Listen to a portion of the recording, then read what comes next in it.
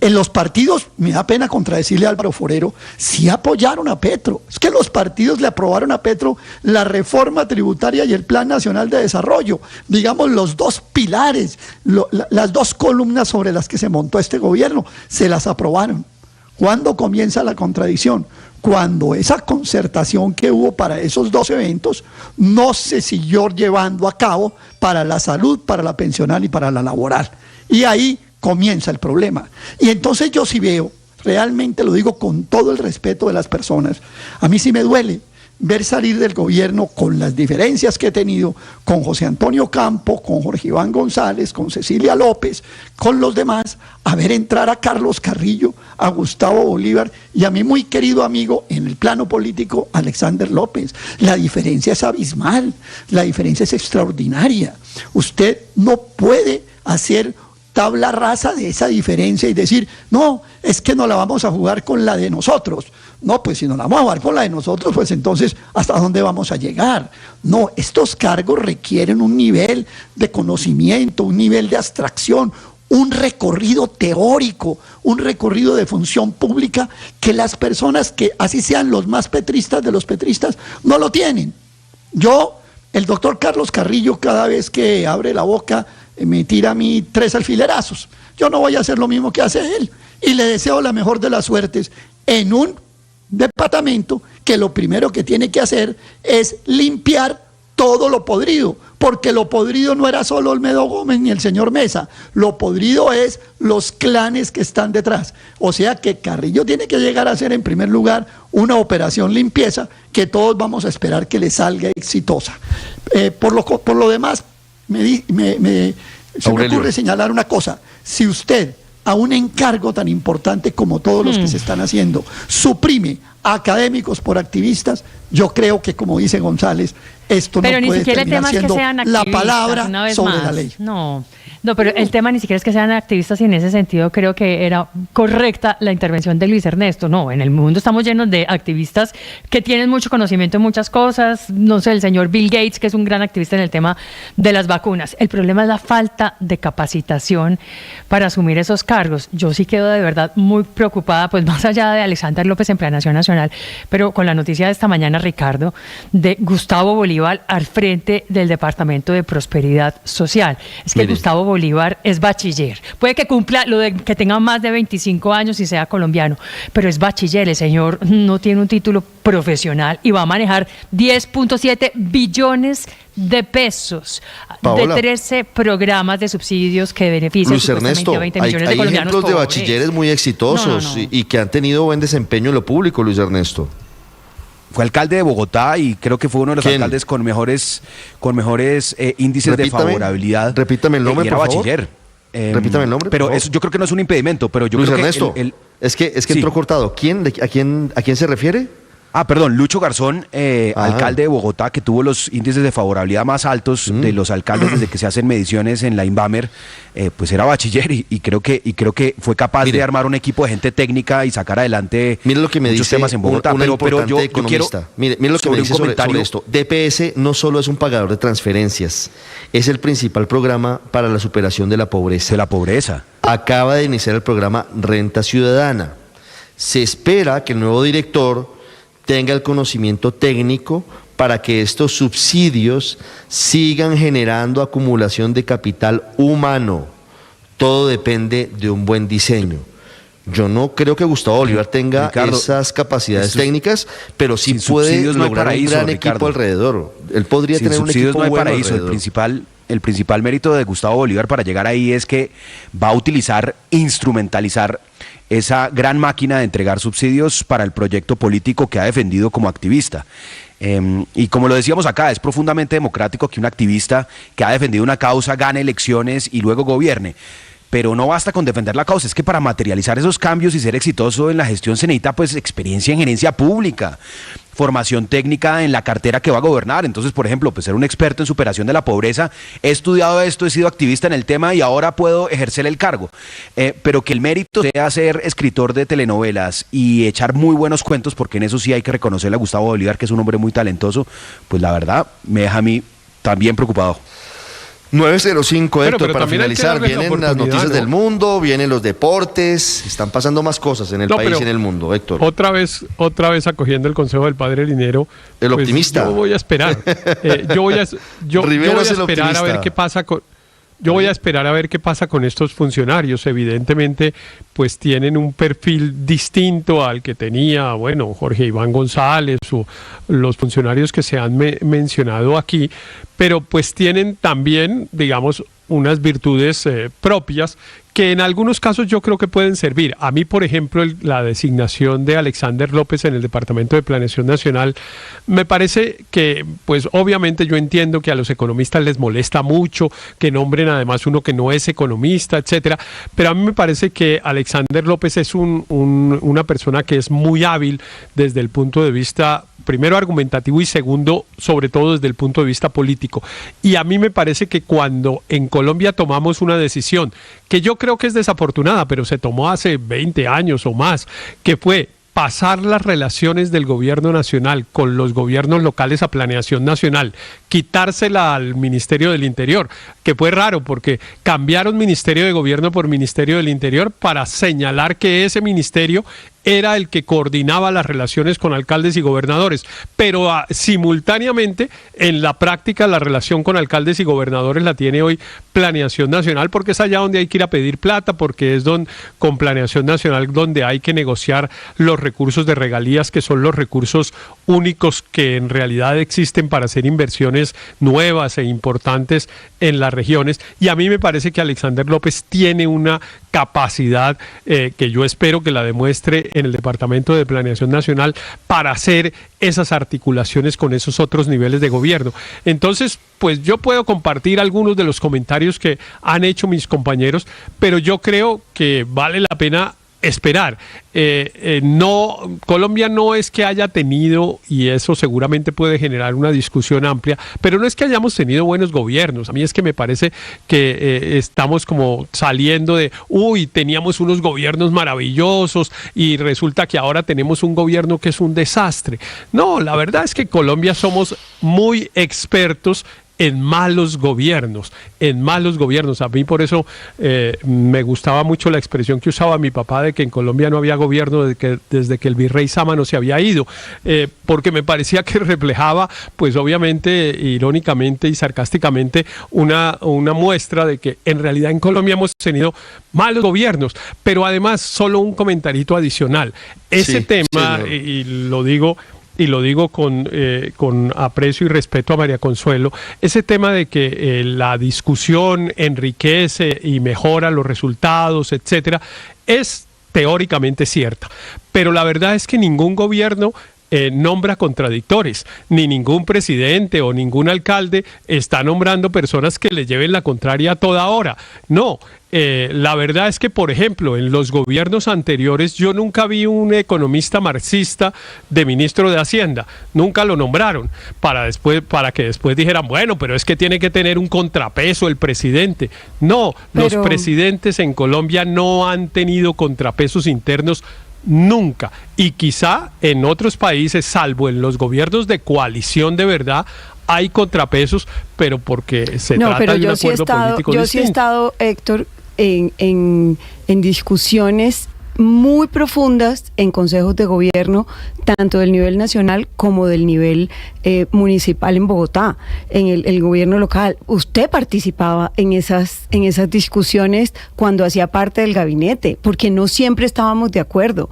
Y en el gobierno nacional, yo recuerdo ministros que duraban muchas horas debatiendo con el presidente, por lo menos en el gobierno en el que yo participé, y se tomaban las decisiones después de debates ilustrados, no necesariamente en la dirección que apuntaba el instinto inicial del presidente. Yo sí he participado en discusiones que sin duda han enriquecido el resultado final. Pero es que eran discusiones... Es que eran discusiones tácticas, María Consuelo, no ideológicas. Entonces, en el fondo estábamos de acuerdo, por supuesto, en los objetivos, en los instrumentos, en los propósitos. Quizá no estábamos de acuerdo en los medios para lograr una determinada cosa, y sobre eso, por supuesto, que se podía discutir. Por supuesto que se podía discutir. Discursos del presidente de los consejos de ministros y nadie es capaz de levantar la mano para decir cosas distintas. Pero yo quiero ver en cuál... Una manada de áulicos y de yes men que a todo le dicen que sí y nadie discute nada.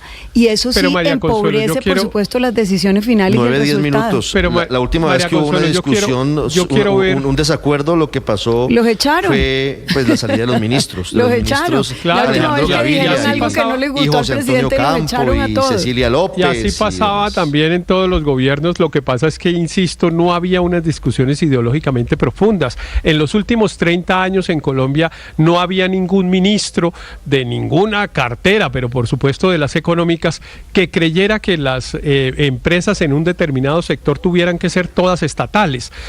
Bueno, pues esa hubiera sido una discusión profunda en la cual yo hubiera querido ver un ministro, un presidente que hubiera soportado esa discusión durante largos meses en los consejos de ministros. Por supuesto que hubiera terminado diciéndole al ministro de turno: mira, no estamos de acuerdo, tú no compartes las ideas centrales de este gobierno y te agradezco. Pero no ideológicas, te insisto, María Consuelo, tácticas sobre momentos, sobre oportunidades, sobre caminos para lograr un determinado resultado. Pero es que la discusión con sobre Petro es decisiones de fondo. Por ejemplo, voy a citar un ejemplo, el tema de los subsidios a la gasolina. Ese tema en el gobierno del presidente Uribe tomó horas de debate de si retirarlos o no. Eso no es meramente táctico, esos son temas de fondo sobre la política energética y sobre todo sobre el tema de los subsidios, que por supuesto ocupa en este gobierno una discusión central. O sea, yo sí creo que rodearse de áulicos, de lambones, por decirlo en lenguaje coloquial, de gente que solo le da a uno la razón, lo que hace es daño. Sí, el tema es complejo, María Consuelo, porque el presidente lo que hace es encerrarse en su círculo de activistas, en su círculo mucho más cercano. Luis Ernesto.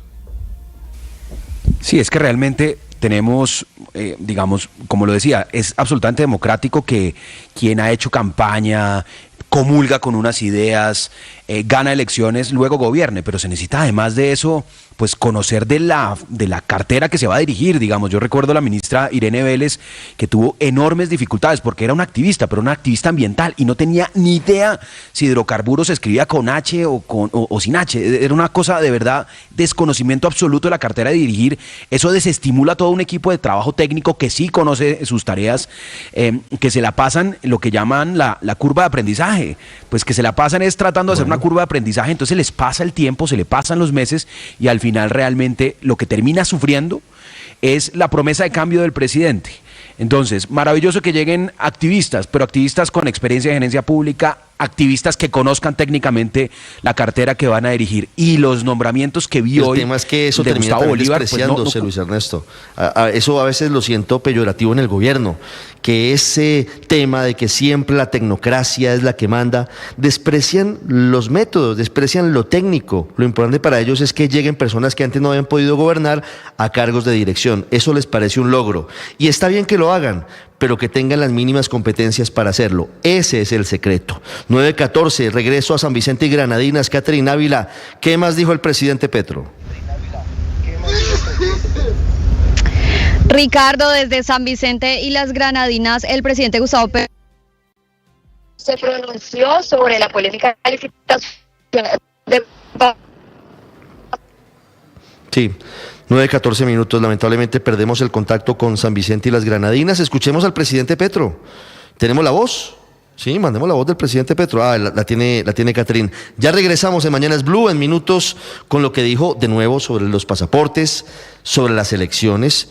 Entregó una declaración bastante polémica. Dijo que el sistema electoral colombiano era muchísimo peor que el de Venezuela, conociendo el de Venezuela. En segundos, las noticias del mundo, y en segundos también venimos con los deportes en Mañanas Blue.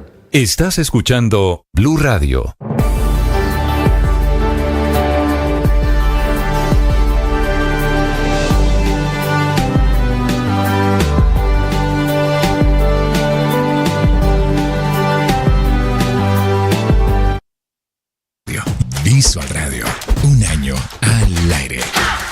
En Blue, desde que le pusimos cara a la radio, la manera de hacer radio cambió. Ahora estamos más cerca, ustedes y nosotros, pero también más cerca de las noticias. Es la manera de volver a contar lo que pasa en Colombia, ya no solo con la voz, con los sonidos, con los protagonistas, también con la imagen de lo que está pasando. Otra manera de acercarnos en el canal de YouTube, porque en Blue Radio le ponemos cara a la radio. Blue Radio, la alternativa.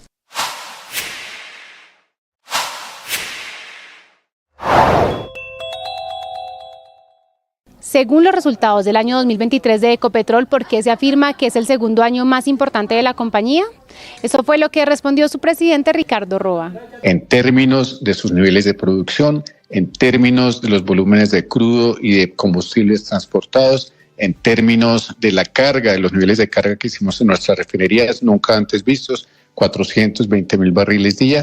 En términos del resultado, hay que tener presente pues el factores importantes que no son el control de ninguna petrolera, pues al menos de las que tomamos precio, será el control de los que forman precio, pero no, Ecopetrol es una de las empresas que toma precio del mercado y por eso esa diferencia de $17 del precio del barril de crudo en el mercado internacional impacta respecto del año 2022 que estuvo en $99, ahora en el 2023 a 82. Impacta la utilidad, impacta el EBITDA, impacta el retorno a los accionistas, todo esto es lo que hay que mirar. Pero en términos de la producción, en los parámetros operativos, Ecopetrol está alcanzando el segundo mejor año de toda su historia. No se pierdan esos contenidos, suscríbanse a nuestro canal de YouTube. En Blue le ponemos cara a la radio.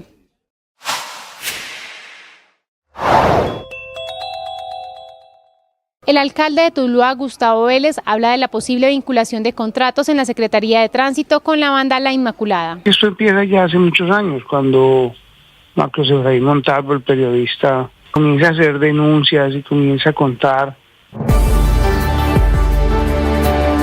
En Moscú, una ceremonia llena de símbolos, la que acaba de terminar, Enrique. Y mucho más rápida de lo que estaba previsto, Ricardo, porque en realidad tenía que haber comenzado alrededor de las 6 de la mañana esa ceremonia religiosa, pero no estaba previsto que hasta 3 horas después se produjese el entierro, pero como digo, todo ha sido muchísimo más rápido, seguramente por la presión que han ejercido las autoridades moscovitas, que han visto cómo decenas de miles de personas se han concentrado en los alrededores de esa iglesia. Muchos no han podido llegar, no han podido entrar a la iglesia, de hecho, porque la entrada estaba completamente restringida, pero tampoco han podido hacerlo hasta el cementerio. De hecho, a la entrada del Camposanto se habían colocado varios detectores de metales, arcos de metales como los que aparecen en los aeropuertos, para así ralentizar la entrada de personas. Igualmente, como digo, miles de personas se han preparado alrededor de esa ceremonia, han gritado consignas en contra de Vladimir Putin, a favor de Alexei Navalny, y la ceremonia, como digo, ha sido bastante rápida. Se ha introducido el féretro en la tierra y mientras sus familiares echaban unos puñados de tierra dentro de donde se estaba produciendo la inhumación, ha sonado esta música.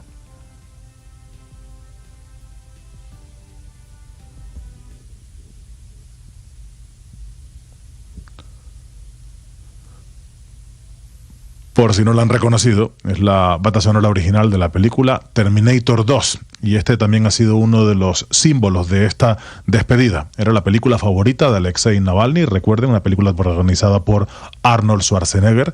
Y en esa película, recordemos cuando Schwarzenegger queda preso de una especie de metal fundente y desaparece, allí pronuncia una frase que seguramente ha resonado en ese funeral. La frase era: volveré, Ricardo.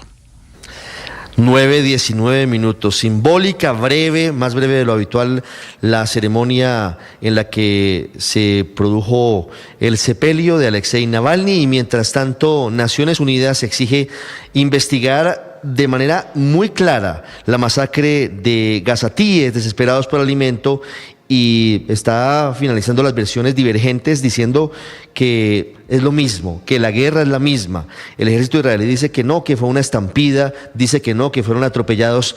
Naciones Unidas dice, no importa, son más de 114 seres humanos, habitantes de Gaza, asesinados. Silvia Carrasco en Londres.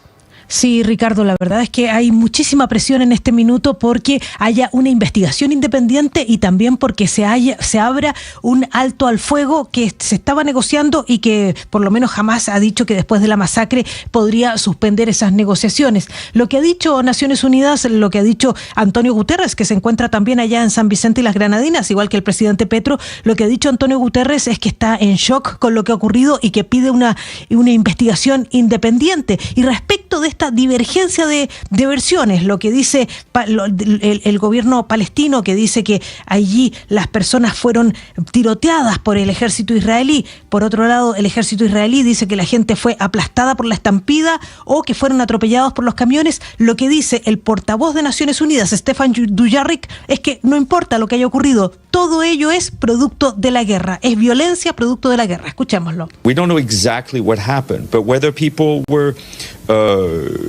shot and died as a result of Israeli gunfire, whether they were crushed by a crowd, whether they were run over by trucks, these are all acts of violence in a sense due to this conflict. Eso es lo que dice Stefan Dujarric y por eso Naciones Unidas junto con Francia están pidiendo esa investigación independiente, pero Israel no ha respondido a ello. Lo que está diciendo parte de la prensa israelí es que esto podría ser un punto de quiebre por cómo lleva la guerra Israel, Ricardo. Muy bien, Silvia, 9:21 minutos. Es un punto de inflexión, es un punto de corte lo que está ocurriendo con esta matanza en la Franja de Gaza. Y en Estados Unidos se está desatando un pulso muy fuerte entre Elon Musk y OpenAI, la firma creadora, entre otros, del famosísimo y que ustedes usan tanto, ChatGPT. Elon Musk demandó a OpenAI. ¿Cuál es el motivo, Juan Camilo Merlano?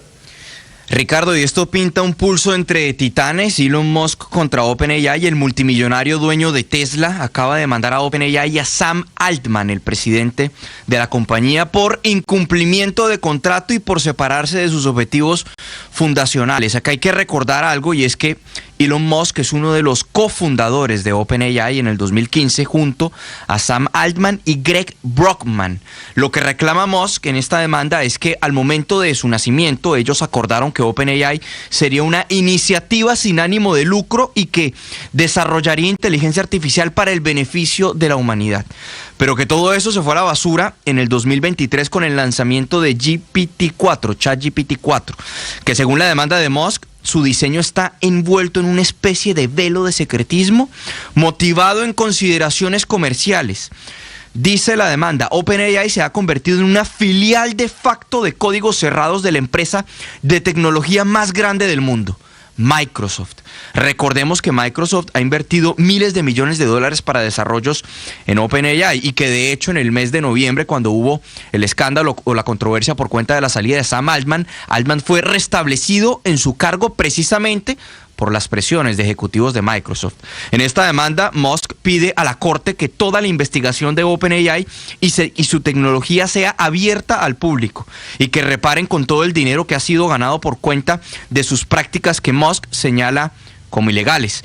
Ahora, para verlo en perspectiva, Musk está desarrollando su propia plataforma de inteligencia artificial para montarle competencia a OpenAI, X.AI. Entonces es un nuevo pulso en el marco de esta carrera y de esta competencia en torno al desarrollo de inteligencia artificial, Ricardo.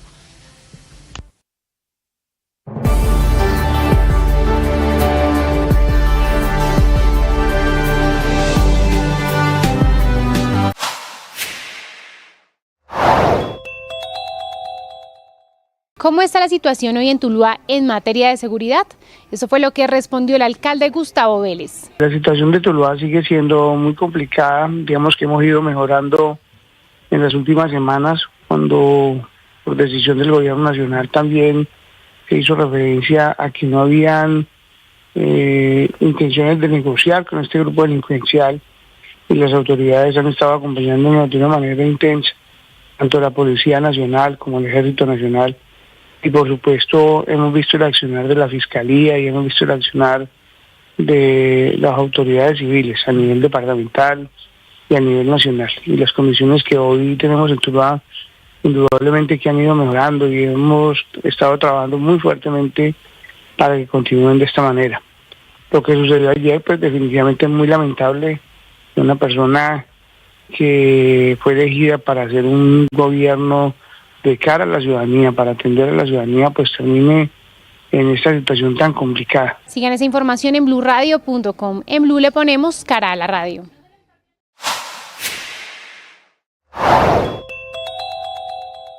Así como la EPS Sura, a la EPS Famisanar también le suena la idea de volverse gestora de salud y vida y transitar al modelo preventivo que plantea el presidente Gustavo Petro incluso antes de que se apruebe su reforma a la salud en el Congreso. Ahora, hay serias diferencias entre Sura y Famisanar, así las dos compartan la idea de esa transición. Famisanar es una EPS que hace parte del régimen contributivo que cuenta con más de 3.050.000 afiliados en Colombia y que es una de las 5 EPS intervenidas por la Superintendencia de Salud. Por eso es una de las EPS para las que el presidente Petro, junto a Nueva EPS, dio la orden de implementar el modelo preventivo. Lo de Famisanar no es solo que diga que quiere hacer la transición a ese modelo. En las últimas horas dijo que ya está haciendo un plan de trabajo para conformar los equipos básicos con el apoyo de la red pública y así cambiar en la práctica el flujo de atención, porque este sería un modelo más de buscar la atención cerca de la casa de sus pacientes y buscar la enfermedad antes de que se convierta en una enfermedad de alto costo para el sistema.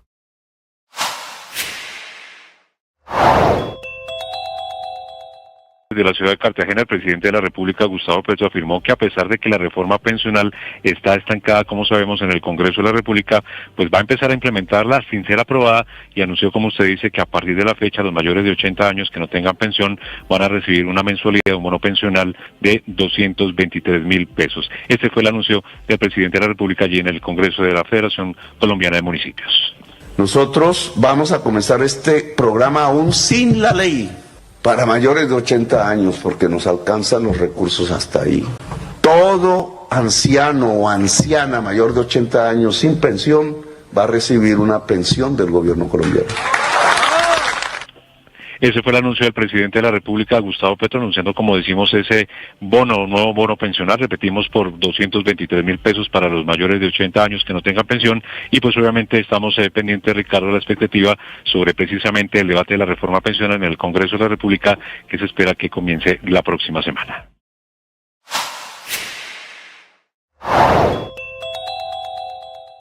Noticias agridulces en materia de desempleo que se desprenden de los datos que publicó ayer el DANE para el mes de enero, con una cifra de desempleo que se ubicó en el 12.7%. Vaso que se puede ver medio lleno si se compara con la cifra de enero del año pasado, cuando dicho número se ubicó en el 13.7%. 9 de la mañana, 28 minutos. A esta hora la información deportiva en Mañanas Blue. Do lado da área, preparou o cruzamento, bola viajou, segundo pau pro Arias, testou, faturou! É gol tricolor! Gol!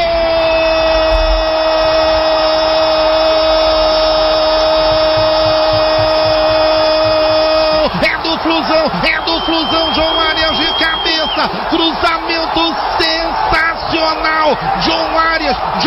Así comenzó la noche mágica del colombiano John Arias en la final de la Recopa Sudamericana. Y sí, fue sensacional. Al minuto 76, un cabezazo con absoluta precisión para el 1-0 frente a Liga de Quito. Alegría total porque la serie se empataba así 1-1 en el estadio Maracaná. Pero ojo, el momento cumbre del juego fue este. Minuto 90, penalti a favor del Flu. João Arias para fazer história. Goleiro abre o braço embaixo do gol. João Arias para a bola. Atenção, autorizado. Partiu, deu paradinha devagar. Bateu, faturou! Gol! Gol! Gol! Gol!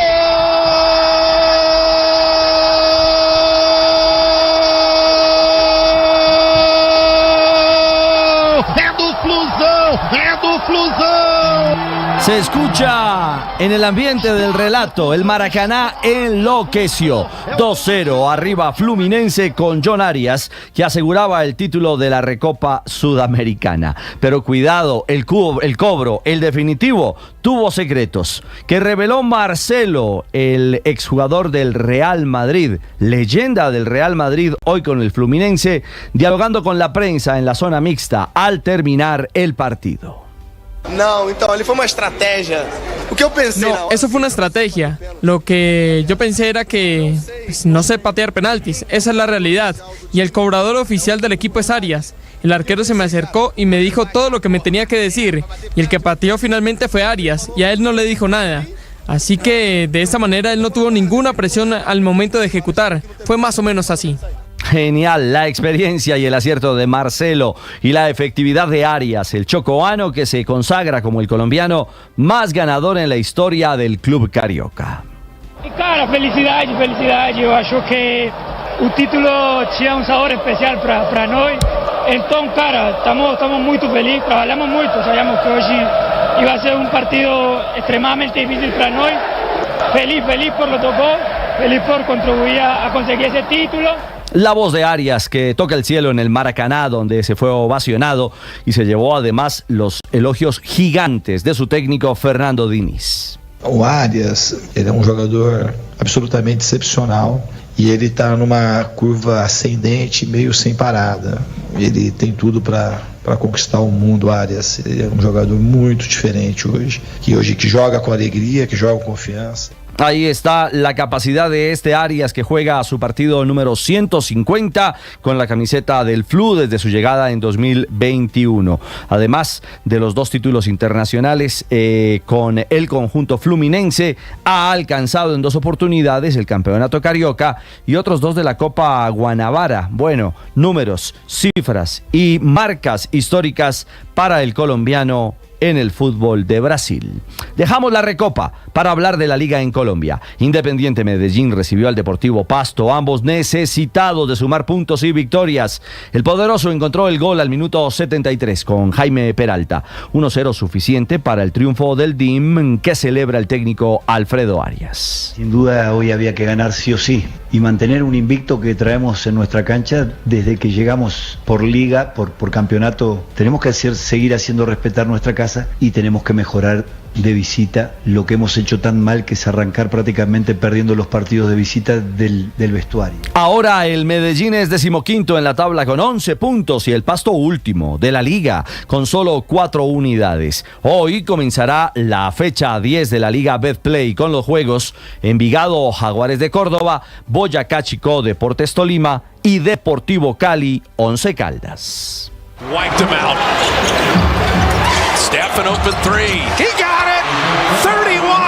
Siempre los sonidos y las emociones de la NBA, con leyendas que siguen sorprendiendo. Esta vez Stephen Curry, que llegó a 82 partidos anotando al menos 8 triples. El aporte de Curry le permitió a los Warriors concretar una clara victoria, 110-99 en el camino del duelo y en la casa de los Knicks en el Madison Square Garden. Qué mes para los Warriors, que llegaron a 11 triunfos y solo 3 derrotas cerrando febrero y anunciando que van a pelear en esta temporada de la NBA. El dominio de Sainz sobre Alonso, ¿no? Primero sobre segundo, allí en los sectores parciales y en distintos sectores del circuito.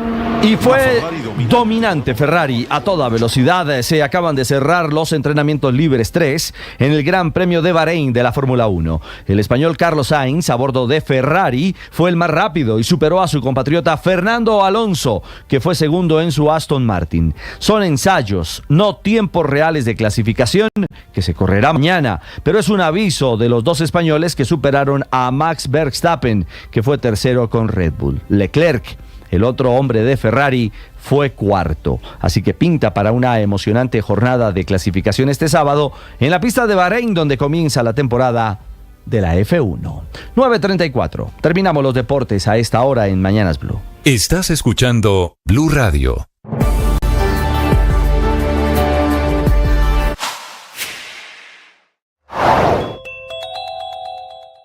El exalcalde de Tuluá, John Jairo Gómez Aguirre, fue capturado junto a John Freddy López, Jorge Gallego, Eliana Bedoya y Javier Amaya, funcionarios de su administración. Desde hace meses la Fiscalía le seguía la pista al exalcalde Gómez Aguirre por su presunta relación con la banda criminal La Inmaculada, la misma banda que se ha dedicado en los últimos años a extorsionar a comerciantes de Tuluá. La Inmaculada habría apoyado la campaña a la alcaldía de John Jairo Gómez y le habría pagado a través de nombramientos de funcionarios públicos y a través de contratos en la Secretaría de Tránsito y en otras dependencias del municipio. También investiga la Fiscalía si el asesinato el año pasado de la secretaria de Tránsito de Tuluá, Yurani Alejandra Guatapí, su asesora jurídica, un agente de tránsito y un concejal, además de otros homicidios, están relacionados con la presunta participación que tenía la banda La Inmaculada en la administración municipal de Tuluá. El exalcalde Gómez Aguirre y las otras 4 personas capturadas junto a él son investigadas por los delitos de concierto para delinquir, interés indebido en la recelebración de contratos, incumplimiento de requisitos legales y peculado por apropiación.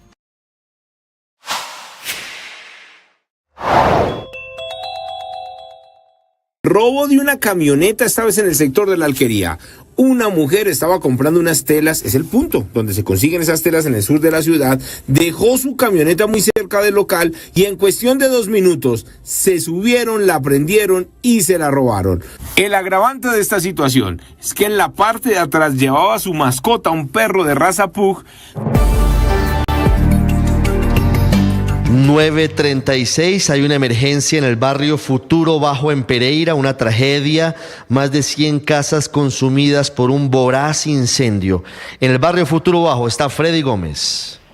Ricardo, me encuentro en la caseta comunal en Villa Elena, aquí muy cerca del barrio del Futuro Bajo, donde nos hicieron salir a las personas que estábamos muy cerca del incendio. Los bomberos están haciendo un último recorrido, último paso por una zona donde al parecer se está volviendo a encender las llamas en algunas viviendas. El dato preliminar, no se ha hecho todavía un censo final, sería aproximadamente 100 viviendas, no son muy grandes, son viviendas pequeñas. María Camila Gómez es una de las personas damnificadas. María Camila, ¿cómo fueron esos momentos y cómo rescató a su familia? No, pues empezó a propagar, o sea, fue un momento a otro que se propagó el incendio y pues yo vivo con mi abuela que pues no se mueve, está ahí en esa silla de ruedas y al momento de sacarla pues fue difícil, yo que tengo 2 niños. Y de un momento a otro pues ya cogió todas las casas, fue muy instantáneo todo, pues la candela fue muy rápida. ¿No hubo tiempo de nada? No hubo tiempo de nada, perdimos todo. María Camila está sentada aquí a las afueras de la caseta comunal con su abuela que está en silla de ruedas, 2 niños de aproximadamente 4 y 5 años de edad. Está esperando que se inicie lo que va a ser el censo, pero como ella lo dice, lo perdieron todo. No hay juguetes, no hay cuadernos para los niños, no hay ropa. Y lo que se está esperando es que se inicie ese censo para saber cuáles son las personas que se les va a entregar ayudas y qué se va a hacer. Igualmente la policía está rodeando el sector porque algunas personas inescrupulosas en las últimas horas estaban llegando a llevarse algunos objetos que se podían rescatar de algunas de las viviendas que se vieron afectadas, Ricardo. Sí, estamos viendo las imágenes en nuestro canal de YouTube de los bomberos trabajando para sofocar las llamas, para apagar el incendio, Freddy. ¿Cuáles son las hipótesis, cuáles habrían sido las causas del incendio? Hay 2 hipótesis, una de ellas es de una veladora que al parecer habían en el sitio unos jóvenes estaban utilizando esta veladora, y la otra hipótesis es que al parecer fue una hornilla que sobrecalentó, recargó los cables de energía del sector, lo que inició en el centro del barrio, el incendio. Llegar a este lugar es muy difícil.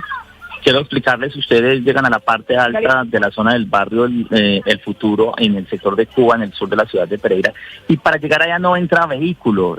Básicamente las vías son muy estrechas, los carros de los bomberos tuvieron que quedarse aproximadamente a 6-7 cuadras de distancia para poder llevar sus mangueras hasta el sector, por lo que fue muy difícil llevar el agua y llegar a apagar rápidamente este incendio. Se utilizaron personal de bomberos de 5 municipios, incluyendo Santa Rosa de Caballos, Quebradas, Chinchiná, que llegaron hasta este sector. Muy bien, Freddy, volveremos en cualquier momento con desarrollos de este incendio que se presenta en el barrio Futuro Bajo de la ciudad de Pereira, en la zona de Cuba, que es una de las zonas populosas de la capital de Risaralda. Regreso a San Vicente y las Granadinas, el presidente Petro, retomamos lo que dijo, arremetió de nuevo en contra de Thomas Gregg & Sons y lanzó afirmaciones muy graves sobre las vulnerabilidades que tiene, según él, el sistema electoral colombiano. Dijo que el de Colombia, el sistema electoral colombiano, es muchísimo peor que el de Venezuela. Catherine Ávila. Desde San Vicente y las Granadinas, el presidente Gustavo Petro se pronunció sobre la polémica licitación de pasaportes en Colombia y aseguró que algo extraño está pasando en la Cancillería y que hay una cooptación privada particular de muchos de sus empleados. Además, cuestionó duramente el sistema electoral de Colombia y lo comparó con el de Venezuela. Escuchemos. Usted como Estado le ha entregado vía registraduría, vía Cancillería, prácticamente los datos de todos los colombianos. Hacen las cédulas. Tienen toda la base de la nacionalidad colombiana por una parte y por otra parte la registraduría les entrega el software de escrutinio de las elecciones. Juntan ambas y tiene usted la posibilidad que una empresa privada realice el fraude en Colombia. Este es un sistema electoral que si se cuestiona el de Venezuela es muchísimo peor el colombiano. Una sola empresa privada manejando la base de datos. El mandatario se refirió a Thomas Gregg & Sons y reiteró que esta empresa privada maneja las elecciones del país. Sin embargo, no se pronunció sobre lo que ocurriría con la licitación de pasaportes que ya fue adjudicada a Thomas Gregg & Sons y que deberá ser firmada el contrato a más tardar el lunes de la siguiente semana. El mandatario también tocó otros puntos importantes como la reciente renuncia del director de la Unidad Nacional de Gestión del Riesgo, Olmedo López. Dijo que le había pedido la renuncia y que no era bueno para el gobierno tener funcionarios que estuvieran cuestionados por su administración y manejo de recursos. Pues varias cosas frente a esto que dice el presidente Gustavo Petro, muy grave lo que señala que el sistema electoral colombiano es muchísimo peor que el de Venezuela, genera una serie de dudas incluso sobre su propia elección. Ese sistema electoral le permitió a él ser presidente de Colombia, por eso a mí me genera tantas inquietudes que el presidente Petro a estas alturas esté poniendo en duda la confiabilidad del sistema electoral colombiano que según él, y tampoco es del todo cierto, maneja Thomas Gregg & Sons, porque aquí es un sistema muy enredado porque hay diferentes pasos, Héctor, usted lo conoce mejor, por eso me llama tanto la atención lo que dice el presidente para justificar su animadversión contra Thomas Gregg & Sons. Sí, a mí, pues digamos, esta pelea del presidente con esta empresa me parece pues grave porque seguramente esta empresa está preparando una demanda, digamos, por los daños reputacionales que está recibiendo por cuenta de las declaraciones del presidente. Porque es cierto que alrededor de los contratos que se le han otorgado a Thomas Gregg & Sons en la organización electoral hace años, pues se han generado preocupaciones, digámoslo así.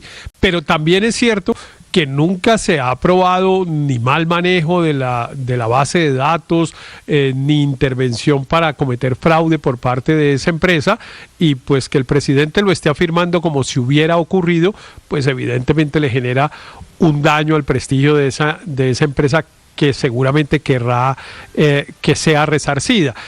Así que pues aquí vamos a tener más litigios. Ahora, yo creo que el presidente tiene parcialmente razón en un tema.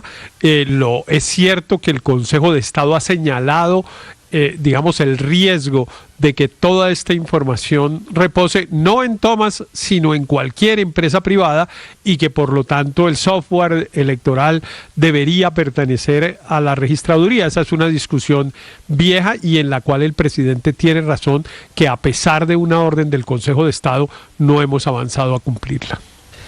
9:43 minutos, muy llamativa las declaraciones del presidente Petro desde San Vicente y Granadinas. Está a punto de intervenir el jefe de Estado en la plenaria. Allá en San Vicente también está el secretario general de la ONU, Antonio Guterres. Vamos ahora a los juzgados en Bogotá, la Sala de Justicia y Paz. A esta hora están en la audiencia para definir la solicitud de libertad del ex jefe paramilitar Salvatore Mancuso, que esta semana regresó después de 16 años detenido en los Estados Unidos y actualmente está en la cárcel La Picota de Bogotá. Damián Landines. Sí, señor Ricardo, pues hace pocos minutos arrancó esta audiencia en donde se definirá su libertad. Recordemos, audiencia que quedó programada para hoy 1 de marzo y para el próximo lunes 4 de marzo en la Sala de Justicia y Paz. Ya en estos momentos Salvatore Mancuso se presentó ante la juez y en estos momentos arranca la audiencia con una novedad, y es que Mancuso le dice a la juez que no puede establecer su lugar de domicilio por su nombramiento de gestor de paz. Escuchemos. Su señoría, inicialmente le había dicho que en Medellín,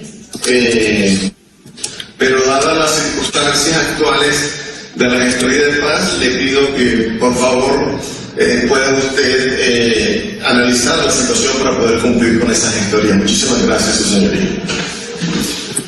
Es que una cosa es la gestoría de paz, que sobre eso nos ocuparemos en su momento, pero otra cosa es el lugar donde usted va a fijar el domicilio.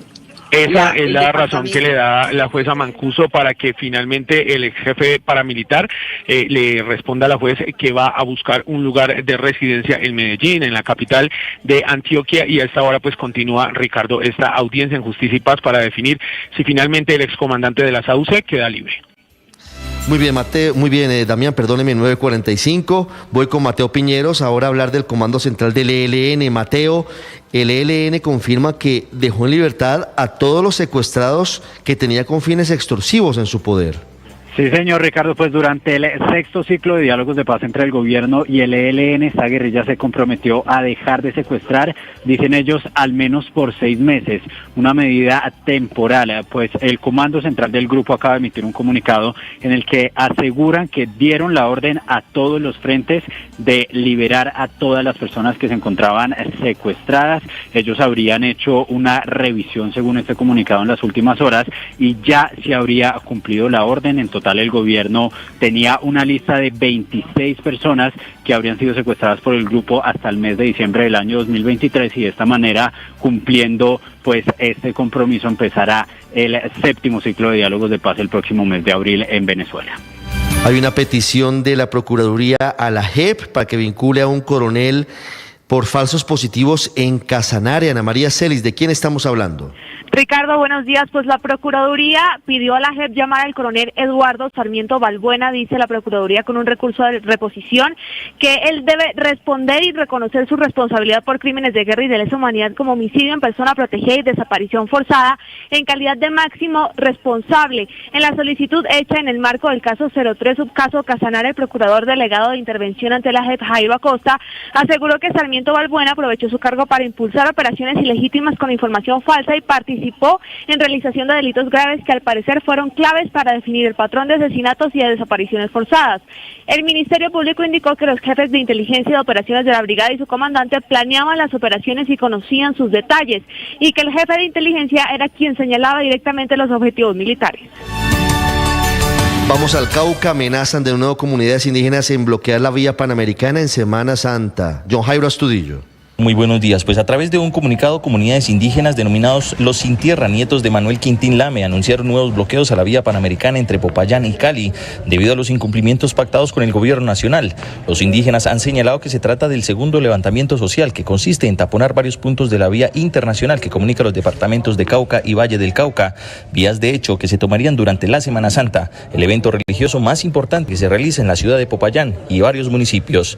Este anuncio de bloqueo ha causado el rechazo de la comunidad en general, autoridades y principalmente del Consejo Gremial y Empresarial del Departamento del Cauca, quien señaló que esto generaría millonarias pérdidas para el sector comercial y empresarial, siendo la comunidad caucana los más afectados. El gobierno local ha hecho un llamado urgente a estas comunidades indígenas para que se opte por las vías del diálogo y evitar el taponamiento de la vía panamericana. 9:48, cae la venta de carros en Colombia en el mes de febrero. Sube, por el contrario, la venta de motos en el país. Recuerde los incentivos que ha dado el gobierno a los dueños de las motocicletas. Marcela Peña.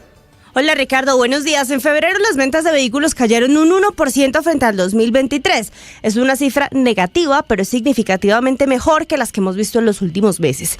Según los informes de Andy y Fenalco, siguen disparadas las ventas de vehículos eléctricos e híbridos, aunque hay que recordar que ambas tecnologías siguen siendo pequeñas en comparación con el total del mercado automotor. Por su parte, las ventas de motocicletas se dispararon un 9% en febrero. El 95% de las motos nuevas vendidas corresponden a unidades de 200 centímetros cúbicos o menos.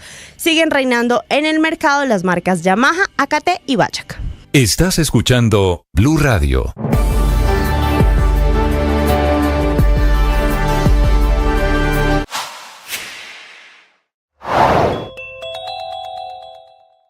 Según los resultados del año 2023 de Ecopetrol, ¿por qué se afirma que es el segundo año más importante de la compañía?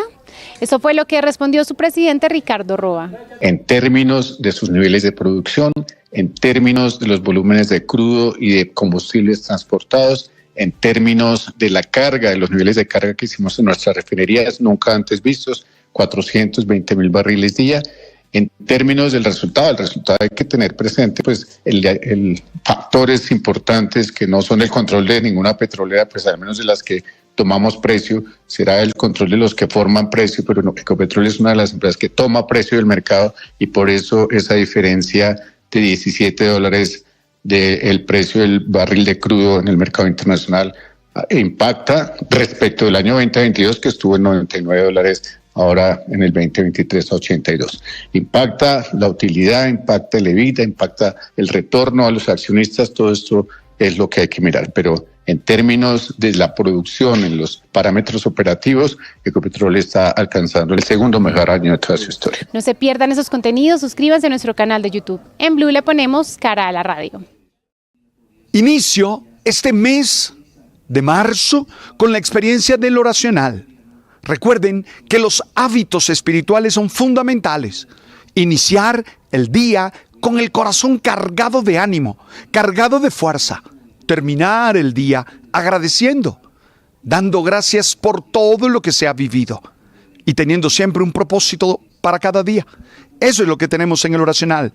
Yo a todos ustedes los animo a que desde su experiencia espiritual, cualquiera que sean, se fortalezcan y tengan ganas para salir adelante. ¡Ánimo! Dios con ustedes, tú sabes.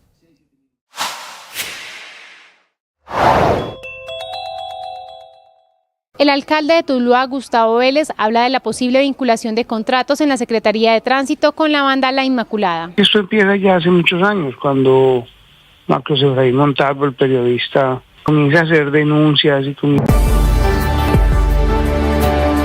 sobre el descalabro del ejército de ese país tras una incursión en la que, de acuerdo con informaciones que han provenido de la Franja de Gaza, hay más de 114 gazatíes, habitantes de la zona, muertos, gente que estaba haciendo fila para recibir comida en una zona que ha sido devastada por los enfrentamientos. Señor Kaplan, buenos días en Colombia, buenas tardes para usted.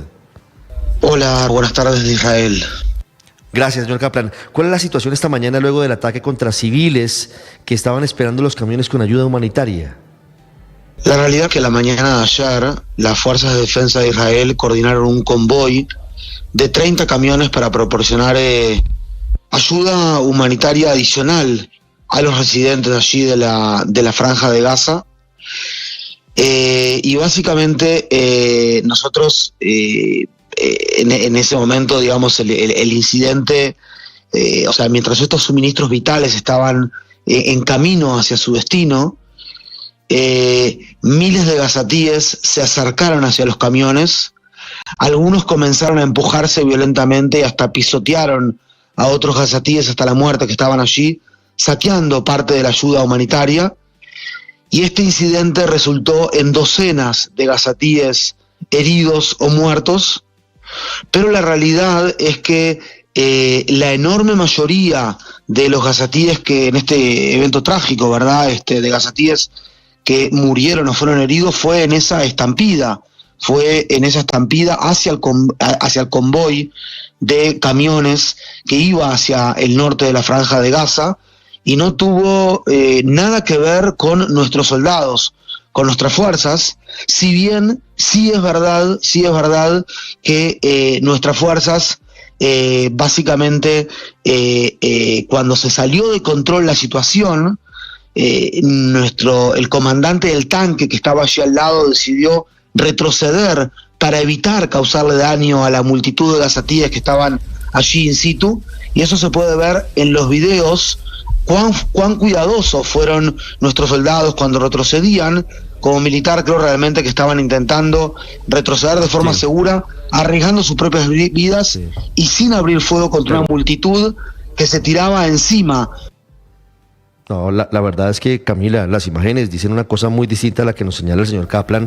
Sí. Las evidencias en el terreno no pueden terminar justificando diciendo que básicamente fue una estampida y se mataban entre ellos, que es lamentablemente la versión del portavoz del ejército israelí. Porque además hay cuerpos que muestran que no fue exactamente así como nos lo cuenta. Pero, señor Kaplan, si esta era una operación humanitaria, como usted está describiendo, ¿por qué se salió de control? ¿Por qué sus soldados terminan disparando? Y si era humanitaria, ¿qué hacían ahí los soldados?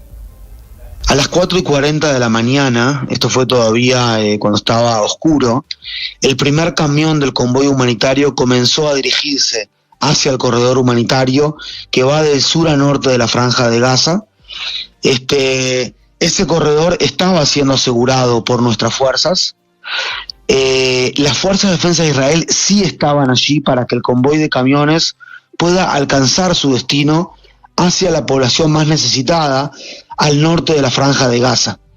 Y básicamente cuando los camiones están por allí, la gente, habían cientos de personas que como que se tiran encima de los camiones.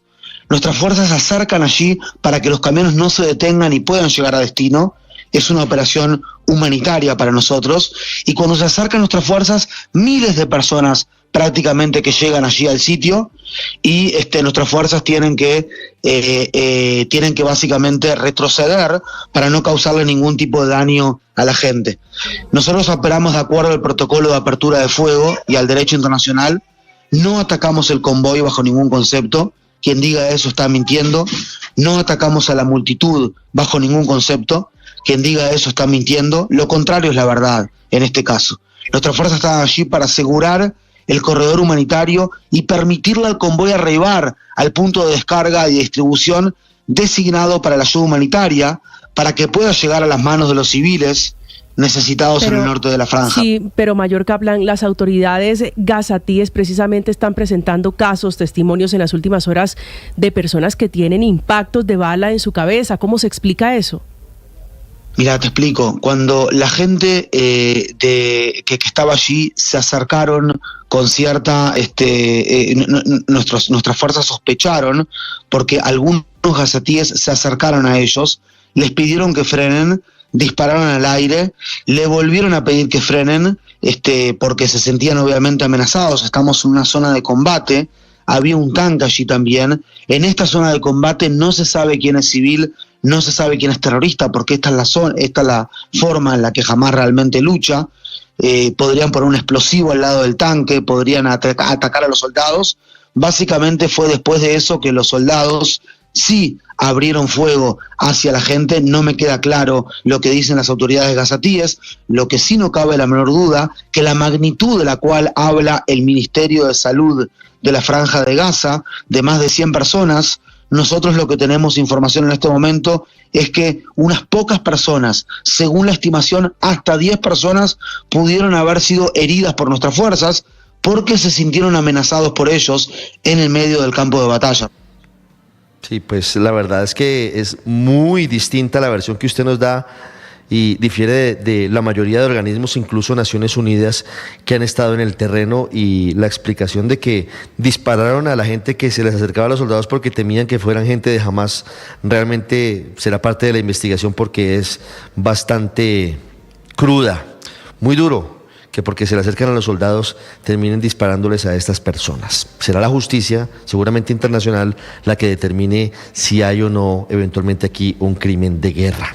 Entre otras cosas porque, según varios medios, el IDF, el ejército israelí, se ha negado a entregar el video completo del dron que estábamos viendo hace un rato, donde se observa la multitud en medio de lo que significó esta tragedia. Señor Kaplan, muchas gracias. Con mucho gusto, hasta luego.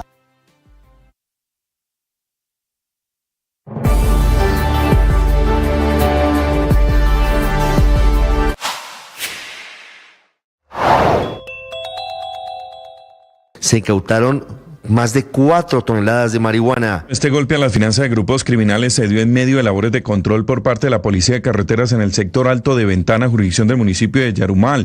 Un camión que transportaba 4.300 kilos de marihuana prensada ocultos en cajas de gaseosa. Así lo confirmó a Blue Radio el general Carlos Martínez, quien es el comandante de la policía en Antioquia, quien detalló la novedad que están utilizando los delincuentes y que en el lugar fueron capturadas 2 personas. Un tema bien particular, hay 20 kilos que traen una connotación, una variedad diferente de marihuana, venían con sabores, colores y olores. Y bueno, toda esta estupefaciente, esta marihuana incautada, pues es dejado a disposición de la Fiscalía General de la Nación. La mercancía incautada también quedó en poder de las autoridades y tendría en el mercado un valor cercano a los 5.500 millones de pesos.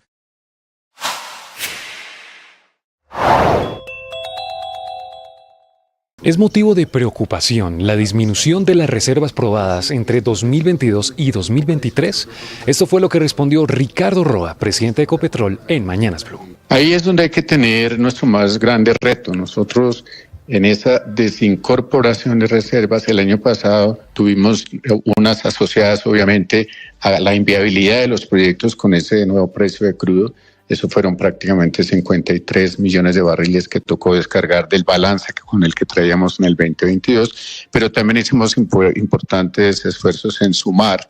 Lo que pasa es que también la mayor producción agota las reservas y ese fue el foco que le pusimos el año pasado a uno de los mayores indicadores, es aumentar la producción en los volúmenes que más pudiéramos.